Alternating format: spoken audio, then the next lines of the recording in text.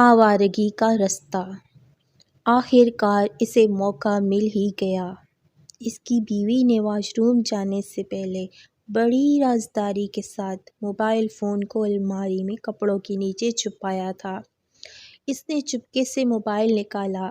Message tone اب بھی وقفے وقفے سے بج رہی تھی۔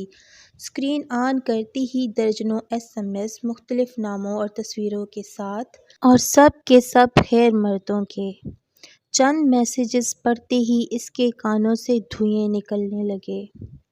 اف میرے خدایا، میرے اعتبار کی اتنی بڑی سزا، اس نے دکھ سے سوچا۔ شادی کے 1 ماہ بعد ہی اسے بیوی کو گھر میں اکیلا چھوڑ کر دوسرے شہر نوکری پر لوٹنا پڑا۔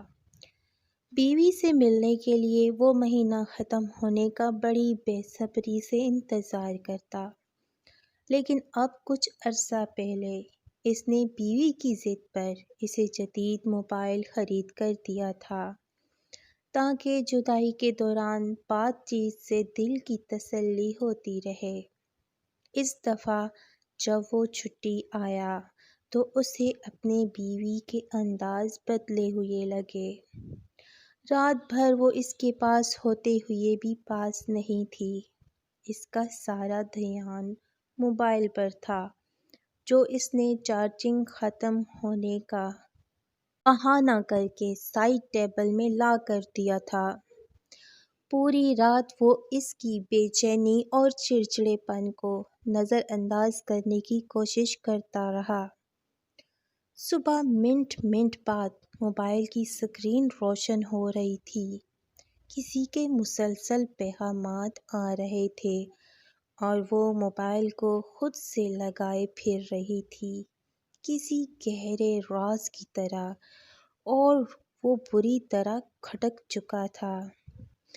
اب وہ اصل معاملہ جانے بنا واپس جانا نہیں چاہتا تھا، اس لیے اس نے اپنی چھٹی بڑھا لی اور اپنی بیوی کے علم میں لائے بغیر وہ اس کے موبائل کی تاک میں لگ گیا۔ وہ اپنا شک بھی دور کرنا چاہتا تھا اور بیوی کو ناراض بھی نہیں کرنا چاہتا تھا، کیونکہ اسے اس سے بہت محبت تھی۔ جب اسے سوتا سمجھ کر موبائل فون چھپا کر وہ چلی گئی تو اس نے اٹھا لیا۔ اب جو اس نے دیکھا اور پڑھا وہ اس کے لیے ناقابل برداشت تھا۔ وہ کم عمر اور بے وقوف تھی۔ اس کو وہ چھوڑ دیتا تو وہ کہاں جاتی؟ اس نے سوچا، لیکن ایسی عورت گھر میں رکھنے کے قابل بھی نہیں تھی۔ موبائل پر اتنے لوگوں سے اتنی بے تکلفی، اور نہ جانے ہی کتنوں کو وہ گھر کا رستہ دکھا چکی تھی۔ اس کو اب سوچ سمجھ کر ہی کوئی فیصلہ کرنا تھا، اس لیے اس نے اس سے 2 ٹوک بات کرنے کا فیصلہ کر لیا۔ جب وہ کمرے میں آئی تو موبائل اس کے ہاتھ میں دیکھ کر گھبرا گئی۔ لیکن اس کے پوچھنے پر وہ ہتے سے اکھڑ گئی اور جھٹ سے طلاق کا مطالبہ کر دیا۔ وہ اس کی بے وقوفی پر حیران رہ گیا، لیکن اس نے جو جواب دیا وہ اس کی بیوی کو حیران کرنے کے لیے کافی تھا۔ اس نے کہا، ٹھیک ہے، جس کسی نے تم سے شادی کا وعدہ کیا ہے اور جس کی وجہ سے تم طلاق لینا چاہتی ہو، اسے کہو کہ وہ 3 دن کے اندر اندر آ کر مجھ سے ملے اور تمہیں تحفظ دینے اور خوش رکھنے کا معاہدہ کرے، تو میں خود تمہیں آزاد کر کے تمہاری اس سے شادی کرا دوں گا۔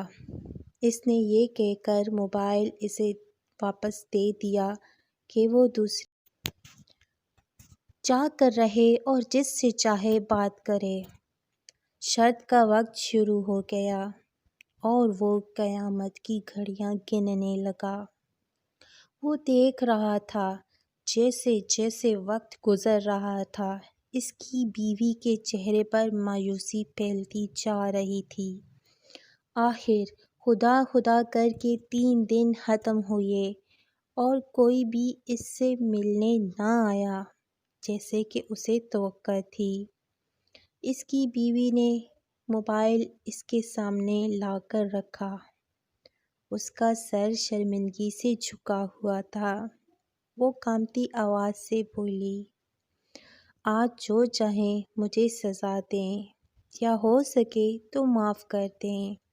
مجھے سمجھ آ گئی ہے کہ عورت کو کھلونا بنانے کے لیے تو لاکھوں مرد تیار ہو جاتے ہیں، لیکن اسی عورت سے نکاح کرنے کی بات کی جاتی ہے تو کوئی ایک بھی تیار نہیں ہوتا۔ اس نے محسوس کیا وہ جو بات اپنی بیوی کو سمجھانا چاہتا تھا وہ اس کو اچھی طرح سمجھ آ چکی ہے، تو اس نے موبائل اٹھا کر جیب میں ڈال لیا۔ وہ اسے معاف کر چکا تھا، لیکن یہ موبائل برائی کا وہ رستہ تھا جو اس نے خود ہی کھولا تھا۔ اب اسے اس نے خود ہی بند کرنا تھا۔ اعتبار کا موسم گزر چکا تھا۔ Thanks for like, share and subscribe my channel. ایسی مزید ویڈیوز کے لیے میرے چینل کو وزٹ کریں۔